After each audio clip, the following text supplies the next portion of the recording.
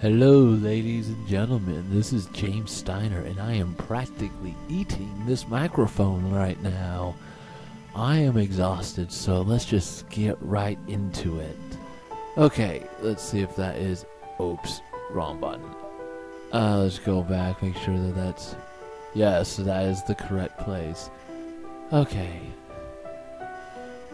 Yeah, I've been working a lot over the past week. Every single day I've worked, and I've got work again in about 7 hours, so I want to try to make this as fast as possible. Okay, let's get going. Forgive me for my absence. I must admit, I did not expect such revelations. Taka-kun, have you explained the situation? Yeah, I think they get it now, but it's probably going to take a while for the villagers to accept you. I do believe it will be in everyone's best interest to see the true nature of the fox spirits. While I can't promise that friendships will be forged today, let it be known that from now on the fox spirits are welcome in our village and will receive the same respect as any guests should. Okay. Just so I am perfectly clear about this, that is a significant shift in his opinion over a very short course of time. Let's continue. I had a point, but I lost it. I am not thinking straight. I should just read this damn thing. Thank you. One moment. Sorry about that. I was disturbed by another person. Let's continue. Thank you, Elder Sama. My sister and I are very grateful for your hospitality. However, the laws of this village shall apply to you three as well. Oh, that's the catch. Takahiro-kun, I believe it will be in your best interest to learn more about the village. Tsukino Dono, Narumi-chan, I leave him in your care. And try not to put him back in that cell, you two. You've got it, Oji-sama. We'll do our best. What about Meiko-chan and Machiko-san? Even I'm starting to get that mixed up. I would like them to stay here for the time being. We need to discuss what to do should the other spirits choose to return. Elder Sama, I would like to stay with you for that conversation. It is my duty to protect the village and those within it from any perceived danger. This includes you. I also believe it would serve me well to hear this firsthand. Of course, I expected nothing less.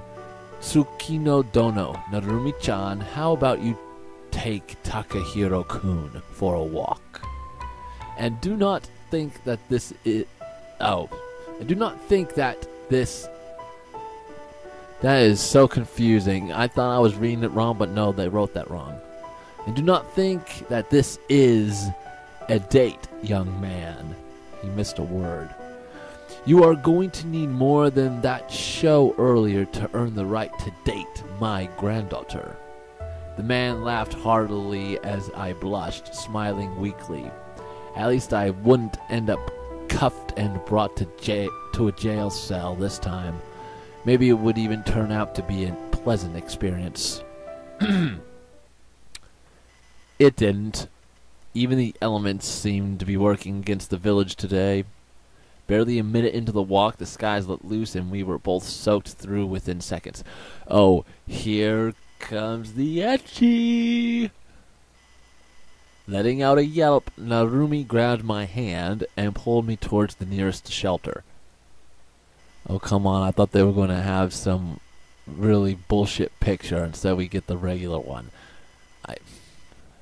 So it's not as predictable as I thought it was, so sue me. Oh, ew, ew, ew.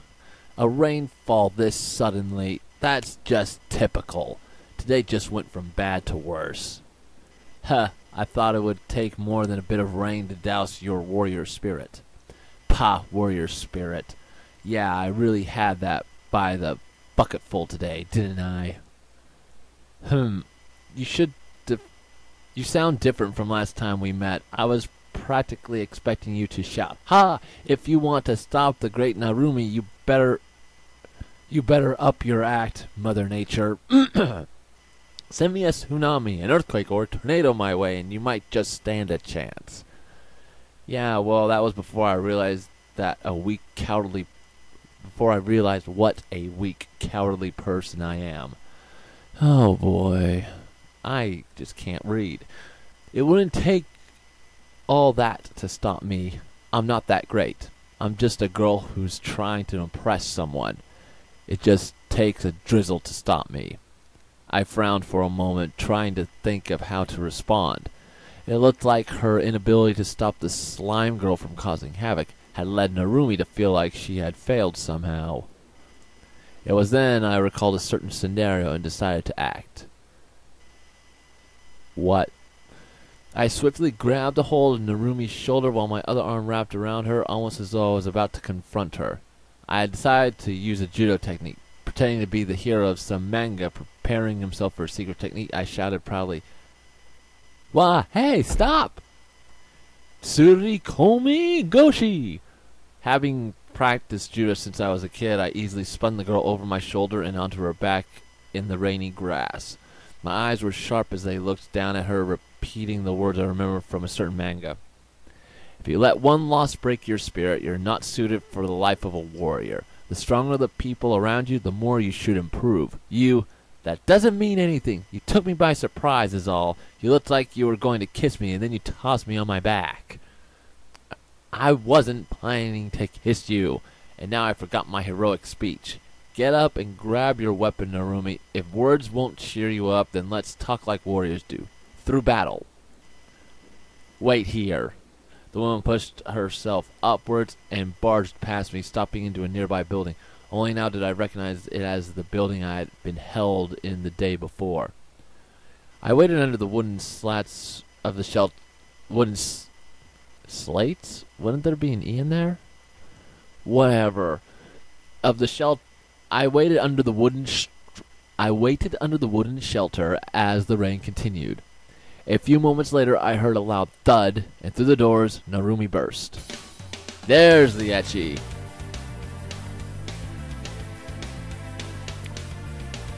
In her hand, she held a naginata, similar to the one she had used previously, but with a different blade. In the moment before her attack landed, I noticed that it wasn't nearly as sharp as it should have been.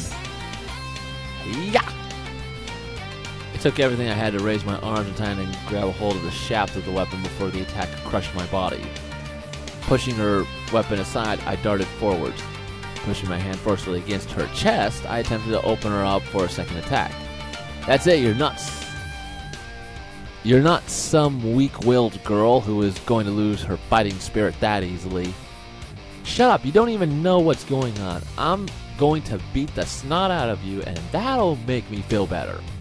Didn't you forget one of the most important things in a fight? The woman gritted her teeth and lunged towards me again, a wild, angry strike that would have been ridiculously easy to dodge had she not been so fast. Even though I was faster, the whoosh that shot past me made it clear she was not pulling her punches. I don't care. It's not important. I couldn't do it. I got scared. I let everyone down. And that's why you failed as a warrior. I can read every emotion behind your attacks. You're angry at yourself for being unable to stop that spirit, right? Disappointed at yourself for lacking the courage to face them. Did I just walk into something that was meant for little kids? Because the dialogue is so cheesy. But you're not some lone hero who has to do everything by herself. I quickly pushed her naginata upwards, a quick slide of my body nearly knocking the weapon out of her hand. I quickly raised the hand to flick her forehead before stepping backwards. Did anyone tell you that you had to fight that spirit on your own? Did you forget that you have friends out there that would give their lives to help you? A hero who fights alone is a hero who dies early. It's why both you and the tsundere tyrant weren't able to beat the spirit. How? How am I supposed to fight by her side when she's so much better than I can ever hope to be? How can I stand a chance against spirits when I'm just a girl with a sharp stick? Mayo lost her sword, but she never lost her resolve. I lost mine as soon as things became dangerous. I'm worthless. The woman snarled as her forehead was flicked, and she quickly lunged forwards again, lashing out with her spare hand, aiming for my temple. I ducked, slid back, and narrowly dodged the swing of her naginata. I noticed a change in her stance, which seemed to allow a closer range attacking style. The only limits we have are those we impose upon ourselves. If she's better than you, you just need to keep improving. Even I have things I want to overcome. That's the thing about martial arts. Why haven't you tried talking to her about this? Because I can't. I can't talk to her. I just need to be strong. She does it without relying on anyone, without bending or yielding. I can't do it. I can't be like her. Is that really how it is? Maybe you just don't know what the source of her strength is. But in your case, it's just a matter of finding your resolve. Well, there's the problem. I don't have any. I'm just a dumb little girl who needs to be saved all the time. Come on, stop talking like that. Don't you have something you want to protect at all costs? Nothing at all? Not your family, your friends, your village? You just turn up for the paycheck and tell them thanks? You're right. There's nothing. I lost everything. The woman's attack caught me by surprise. She flung her weapon towards me at full strength, hitting my arm and causing me to flinch. As she turned away from me, she slipped on the wet grass. Before I had a chance to react, she scrambled to her feet and suddenly took off towards the forest. There we go. Okay, that's a good place to stop. Okay. I am sorry for my terrible reading of this, but like I said, I'm really tired, but I have to do a video every week. I kind of screwed up last time. It was technically a day late. It probably will not happen again unless I end up working a ridiculously late shift where I can't get home in time to actually record something. Anyway, thank all you so much for sticking through this. And hopefully this next one will actually be better. Man, that was a really long pause. I might have to cut that out. Or not. So yeah, thank you again so much. I hope you guys enjoyed it and will continue to enjoy it. I am James Steiner, and I will see you all in the next video.